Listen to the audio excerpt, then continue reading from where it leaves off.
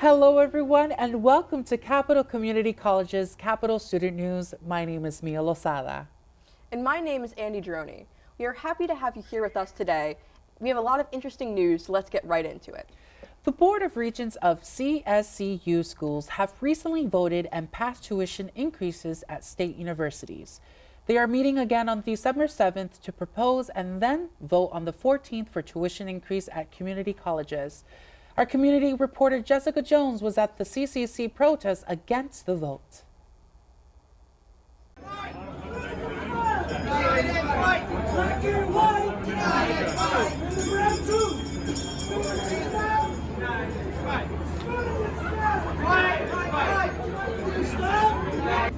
everyone!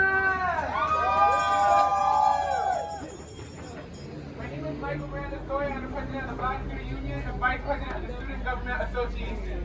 As president of the Black Student Union, I've heard a lot of concerns from students in our club, and the one that usually come up is this tuition increase. It always moves over our students' heads. For many Black and brown students, education is all they have to grow and become successful. This increase is a complete hindrance to their growth, and the BOR knows this. They understand that this increase disproportionately affects Black and brown students the most. In our community colleges alone, 55% are BIPOC, a potential 55 that will not graduate this year. So as a student, I have questions. Connecticut is considered one of the wealthiest states in this nation. So why is there an increase? Governor Ned Lamont just approved a $4.3 billion surplus. So I ask again, why is there an increase? Raising tuition fee is going to basically drop me out of school because I can't afford it. I'm already struggling to pay $7,000 here. My aunt, she has a whole job and she's still struggling to pay here, and she's been here for 35 years. So they're basically telling me and telling all the immigrants in America to go back home. Can we go back home? Should we struggle to pay $7,000 and more because we're immigrants, because we're international students? No. Should we struggle to get work? Should we struggle to go behind the laws and get work just to pay our tuition fees? We can't do that because then they're going to say we're doing illegal stuff. We can't. No. So what am I saying here? If you guys believe in this and if you guys want, fight for the right of us, fight for the right of the immigrants who struggles in different countries, who struggles every day, wake up and wish they can get a better life for themselves, and when they finally do, you're going to put us back out just because we can't afford your tuition fee? That's not fair. No. That is not right for us. No. We're already struggling to pay these money to put food on your table. You should not turn your back on us now. The increase of tuition will also widen the educational gap between marginalized groups in the middle and lower class and those who can afford it. Community colleges are already seeing a decline in admissions since the beginning of the pandemic. By increasing tuition, the Board of Regents only adds to this problem. If the Board of Regents needs money, they can get it from the $4 billion surplus that Connecticut already has. Lastly, I would like to say on behalf of all my peers, current and future students, that standing for tuition increase is standing against the students. No! No tuition hike! No tuition hike! No tuition hike! No tuition hike! No tuition hike! No tuition hike! No tuition hike!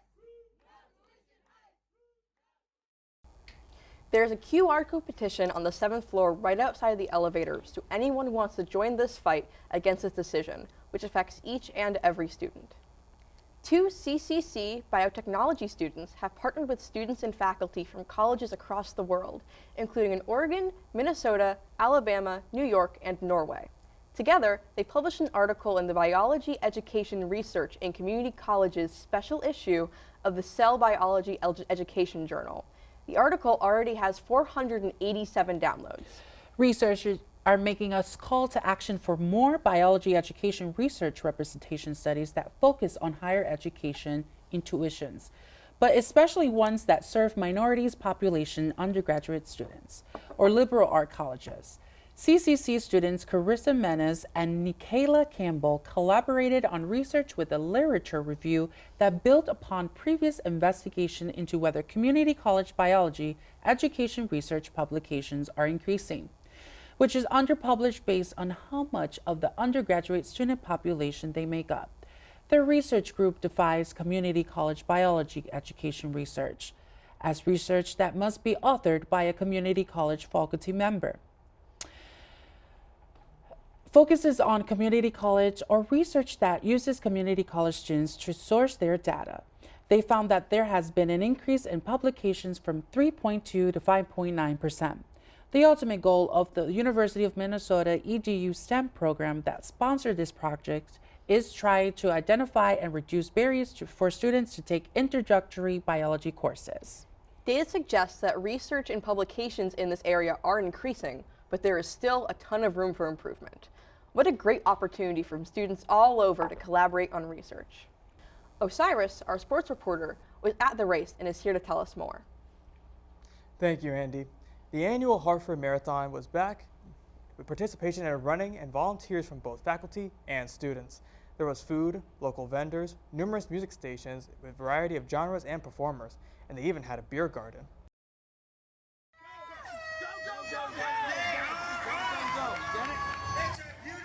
Thousands poured onto Capitol Avenue in front of the lawn of the CT State Capitol building on Saturday the 8th of October for the annual Eversource Hartford Marathon and Half Marathon, which included the Team 26.2 relay and the Charity 5K.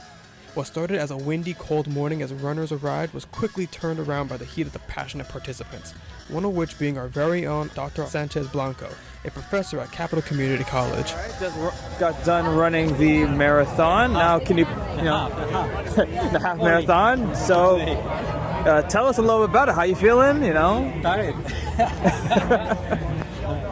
Well, I didn't think I was going to do that great, but I was able to hold up at the end. And I stayed with a sub 130 group, and I didn't know if I was going to be all the way until the end with them, but I was able to be all the way with them until the end. And then I actually, in the last mile, I broke out of the group, and I finished a little bit ahead of them. So 1:29:20, 6 minute miles. So for an old man, it's not that bad. Yeah. Sure. Now, speaking of, running, we've heard that you actually want to start a running club with us at Capitol. So, that would be lovely. I've been thinking about starting a running club with people that are interested in running at Capitol. The idea has to cement, but I have few ways of how I've been thinking of a few ways of doing this, and it would be great to just have a group of people that runs. We could sign up for races, and maybe we could get the registration fees all waived, and we could represent Capitol with special t-shirts. It would be cool.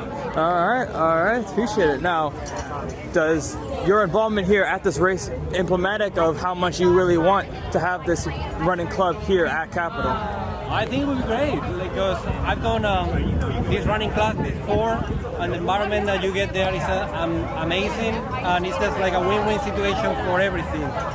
You get to learn about physiology and health, and you start a group where you all train together for a goal, and it's amazing. So hopefully we'll get to do something like that.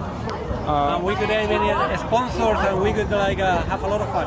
All right. Now, we know that you have social media. Are you going to put your love of running on there to some degree? Oh. Well, my social media is about biology, so I don't think who knows, maybe I'll put a story about this, although it's a social media that is strictly about biology. All right.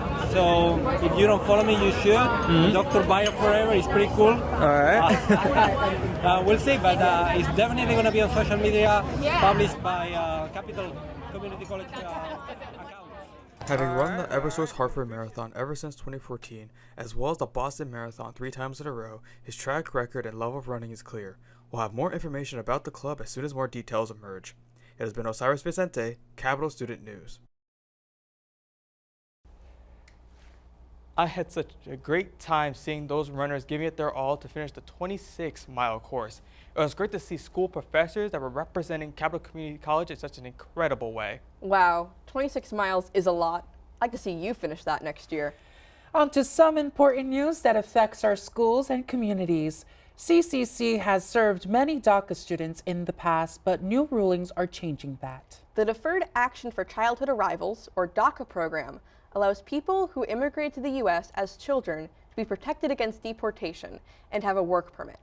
U.S. courts are ruling that the DACA program is unlawful, which prevents the new people to be enrolled in the program. This ruling does not impact current participants. CCC and other schools in the network advocate for codifying and expanding the DACA program. CSCU schools maintain that diversity is not only important, but a critical value and a benefit of higher education. Therefore, each Connecticut State College and University president has signed a joint letter to the Connecticut Congress in hopes of influencing them to make a solution that includes future participants in the program. CSU schools currently do not keep information on undocumented students, nor will they inquire about a student's immigration status, so students can feel safe and focus on their education while they are at school. And this is a major change that drastically changes the lives of people who previously be in the program. Up next, there's an important announcement in warning to students. We have some alarming news from our public safety department. Capital Community College campus police and public safety officers announced a previously known scam that is coming back to colleges across the country. Scammers send emails about lucrative job offers and send counterfeit checks to students, telling them to withdraw and send some of the money back to their own people, under the guise of buying materials, equipment, or software for the job. This leaves students responsible for the debt when their bank finds out that the check was fraudulent, and scammers make off with the money that they sent. Another consequence can be banks closing students' accounts, which can leave students unable to access necessary debit cards, have no place to deposit checks, or save money. Examples of what the scammers might say have been sent to your college email via the FBI service announcement forwarded by the Public Safety Department. Victims of this or any other internet scam can contact campus police and public safety in the lobby, or file a complaint with the FBI's Internet Crime Complaint Center at ic3.gov. I don't know about you, but I can't afford to have my bank accounts locked up and inaccessible. Thank you to the Public Safety Office for making sure students are aware of this threat. Speaking of public safety officers and campus police, we want to applaud and appreciate them. Many of the school's public safety officers and campus police have been recognized for their hard work and dedication.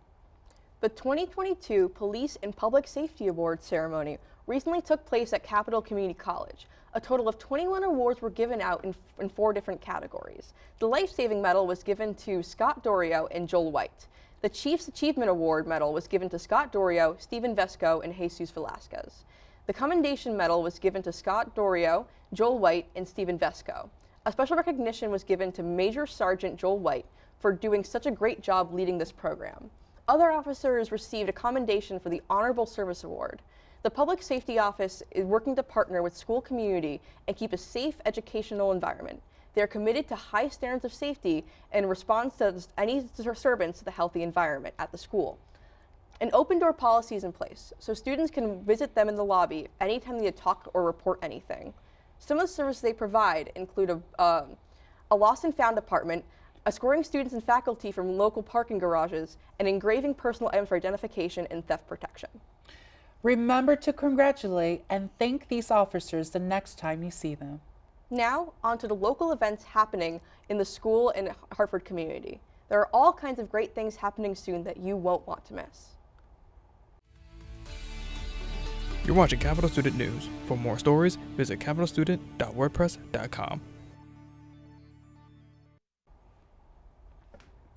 With Christmas upon us, there are all kinds of fun events worth checking out. To celebrate Native American Heritage Month, on November 28th, CCC will be showing a part of the video, My Grandmother Told Me We Have Indian Blood, and snacks will be provided. If you would like to go see a play at a theater, the Hartford stage right across the street from the CCC building sells $5 student tickets to all of its showings. and is starting a new holiday program titled It's a Wonderful Life, a live radio play. It will run between November 25th and December 24th. A more traditional show is The Nutcracker, which is back at Hartford at the Bushnell Theater for only November 26th to 27th, and a starting price of $43. If you prefer to see something for free, CCC and Theater Works have got you covered. They are offering students up to 2 free tickets for their showing of Christmas on the Rocks, which runs from December 1st to December 3rd. The Hartford Public Library is hosting an open art studio event on November 25th, featuring Hartford artist Sonetta Strickland, and will include supplies, so you do not need to bring anything. There will be a holiday light festival and market running from November 25th to January 1st. Adult tickets are $23, and children under 5 can go free. Coming up on December 16th, CCC is hosting the Winter Ball, which will have a winter royalty theme. You can bring a guest, and tickets will be $10. I don't know, Andy, but I'm so excited to see the radio show at Hartford stage just in time for the holidays. That's all the news we have for today. Thank you for stopping by. Have a great evening, Capitol students, and stay well and be safe out there.